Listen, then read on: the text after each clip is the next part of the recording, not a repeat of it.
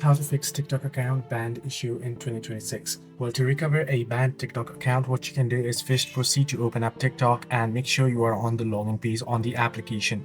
Now, once you're on the login page, you should get an interface somewhat like this, as you can see. Now, tap on login down below. You can see you can proceed to log in with phone, email, username with Facebook, Apple, and Google as well. So you can choose any particular credential option and go through the prompts to enter in your credentials. And once you have done so, if you deleted your account, you'll get the option to reactivate. If your account was banned as well, if it is soft banned, you'll get the option to reactivate again.